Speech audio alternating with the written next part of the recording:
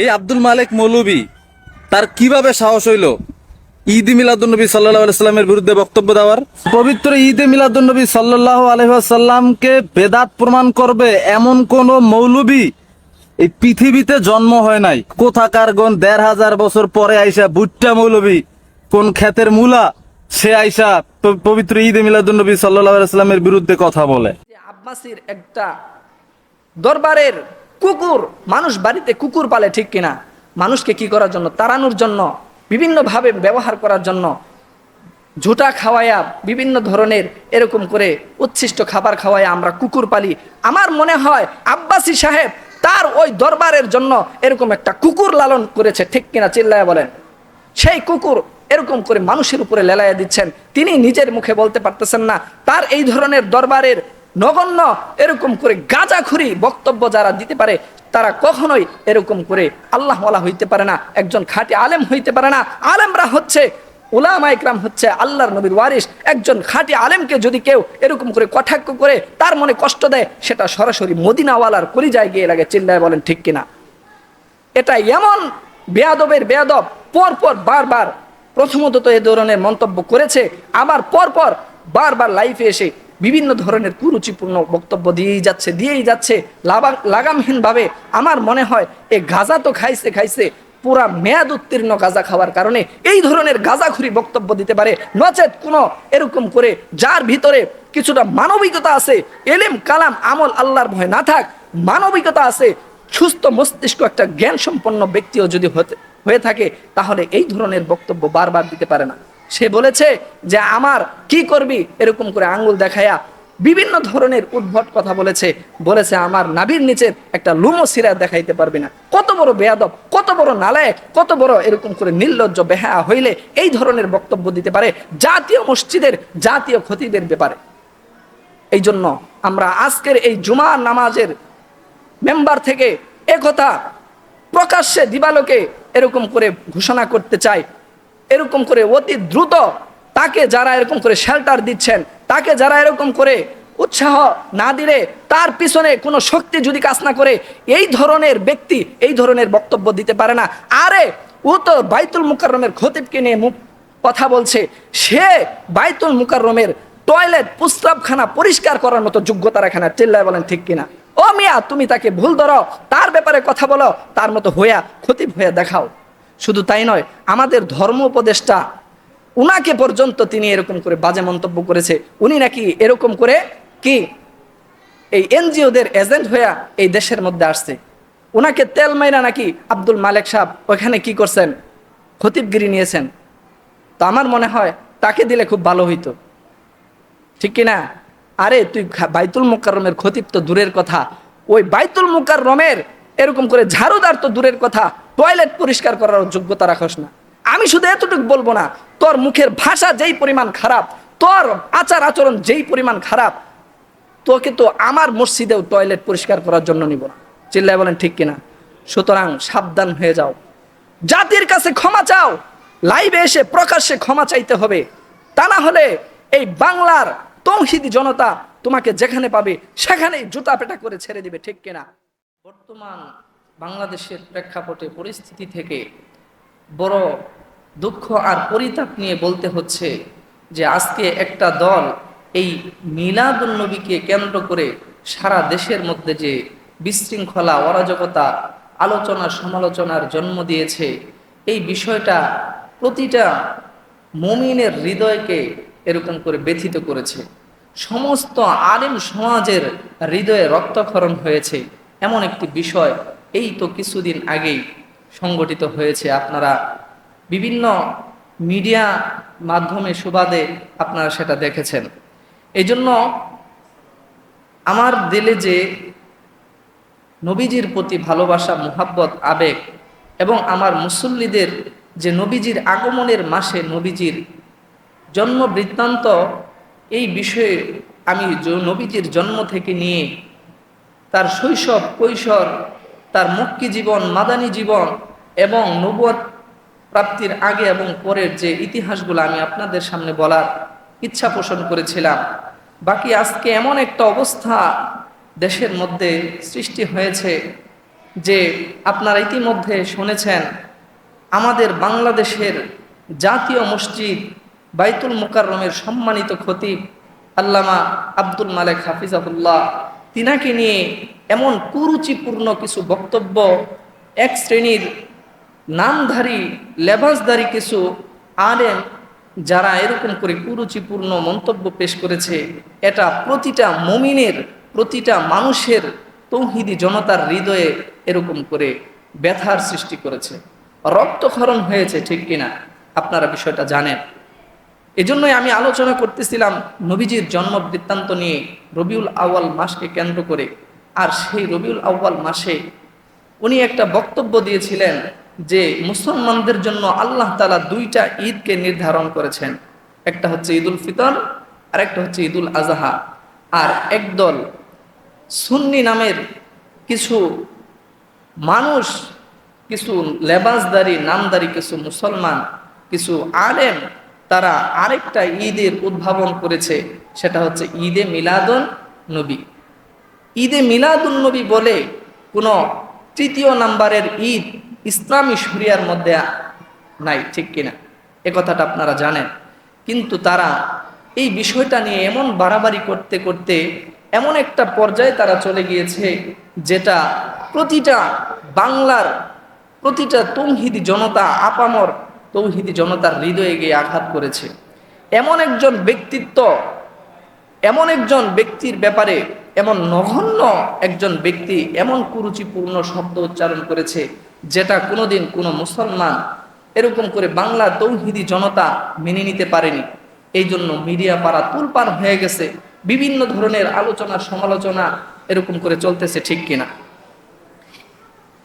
তো আপনারা এই বিষয়ে অনেক কথা শুনেছেন, আমি আপনাদেরকে একটু এই বিষয়ে কথা বলতে চাই।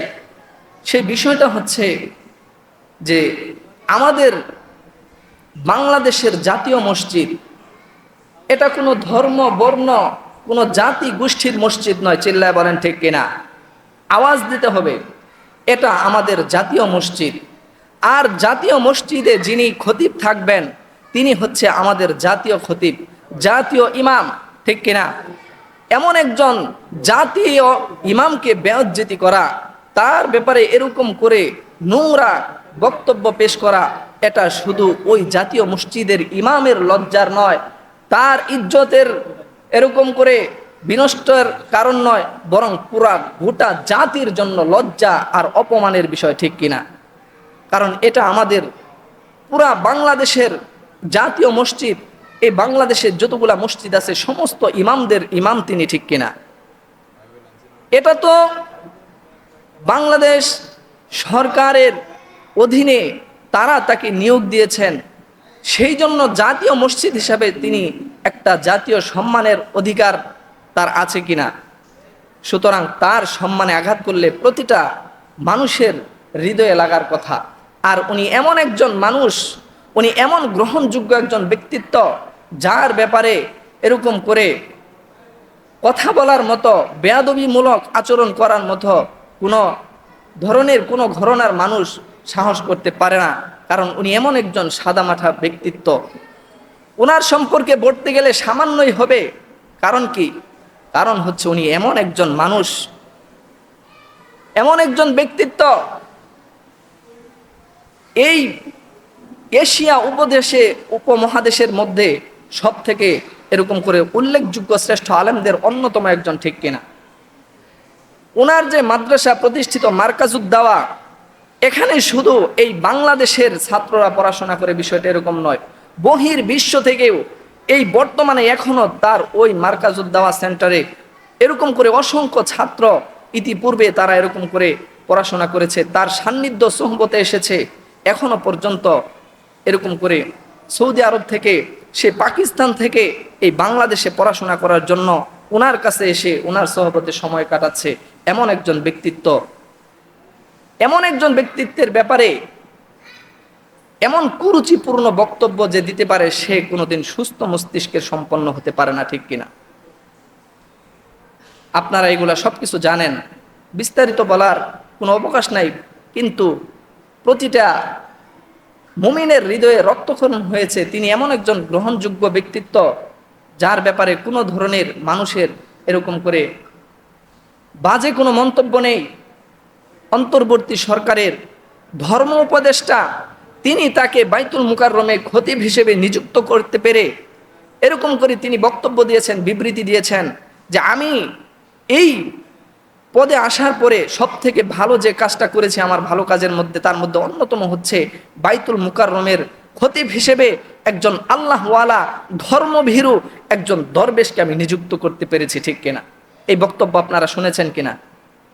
এমন একজন ব্যক্তিত্ব, এমন এলিমের অধিকারী, এমন চিন্তাশীল গবেষণা তার, যে তার লিখিত কিতাব শুধু বাংলাদেশ নয়, আরবিতে লিখিত কিতাব আরব বিশ্বে, সৌদি আরবের বিশ্ববিদ্যালয়গুলোতে তার লিখিত কিতাব এরকম করে পাঠ্যপুস্তক হিসেবে তারা এরকম করে যুক্ত করে নিয়েছে। কেমন মাপের একজন আলেম, ওনার ব্যাপারে মন্তব্য করেছে। সাম্প্রতিক আপনারা দেখেছেন একজন এরকম করে একটা দরবারের খাদেম কাদের পৃষ্ঠপোষকতায় এই ধরনের দৃষ্টতাপূর্ণ আচরণ করতে পারে, সেটা মানুষের আর বোঝার বাকি নেই, ঠিক কিনা?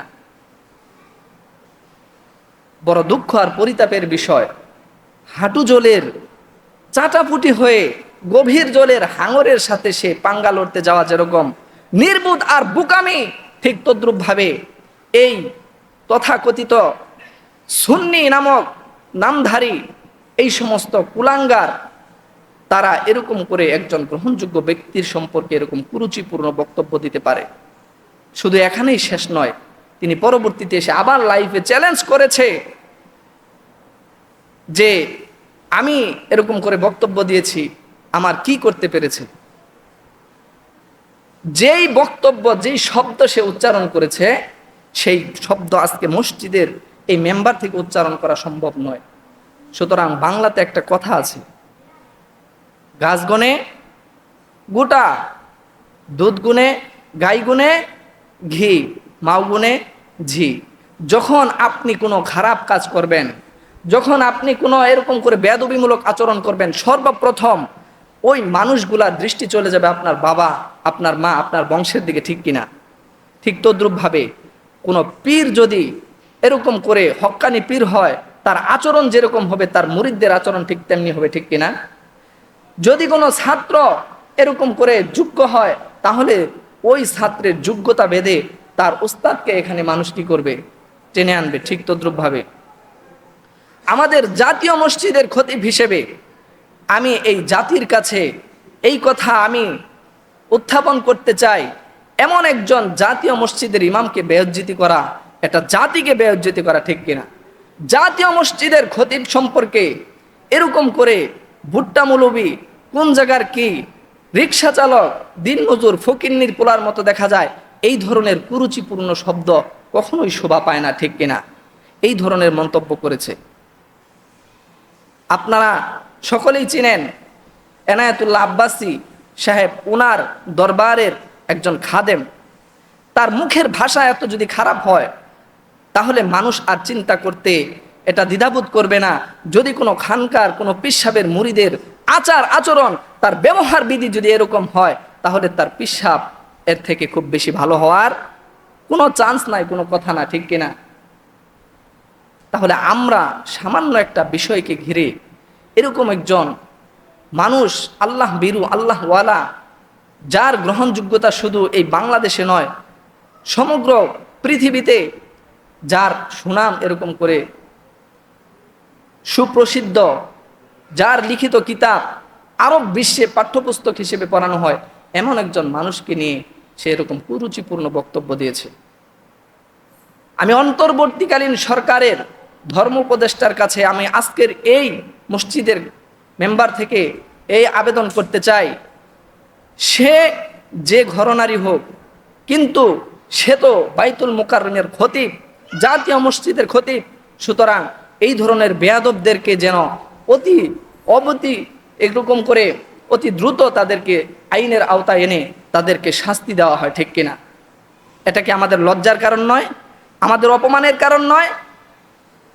এই জন্য আমাদেরকে এই ধরনের ভণ্ড বেদাতি এরকম করে এই সমস্ত ধর্ম ব্যবসায়ীদেরকে আমাদের চিহ্নিত করতে হবে, তাদেরকে এরকম করে শায়েস্তা করতে হবে।